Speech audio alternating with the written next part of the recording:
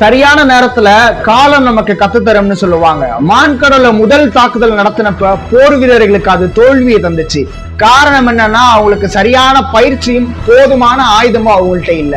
ஆனா இந்த முறை தாக்குதல் நடத்தினதுக்கு எல்லாவற்றையும் சரியா திட்டமிட்டு இருந்தாரு ஃபிடல் காஸ்ட்ரோ. போர் வீரர்களுக்கு சரியான பயிற்சியை கொடுத்துக்கிட்டு இருந்தாரு. எவ்வளவு ஆயுதங்களை திரட்ட முடியுமோ அவ்வளவு ஆயுதங்களை திரட்டி இருந்தாரு. ஷேக்வாராவுக்கு என்னதான் புரட்சி பண்ணும், ஏதாவது புரட்சி ஏற்படுத்தணும்ன்ற எண்ணம் இருந்தாலும் போர் வீரனுக்கு தெரிஞ்ச எந்த விஷயத்தையுமே தெரியாதவராக ஷேக்வாரா இருந்தாரு. ஆனா ஃபிடல் காஸ்ட்ரோவை சந்திச்சதுக்கு அப்புறம் எல்லாவற்றையும் ஃபிடல் காஸ்ட்ரோ ஷேக்வாராக்கு கத்துத்தராரு.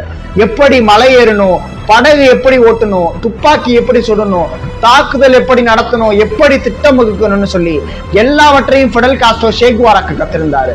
எல்லாவற்றையும் கற்று தேர்ந்த ஷேக்வாரா ஒரு குழுவினுடைய தலைவராக ஆனாரு.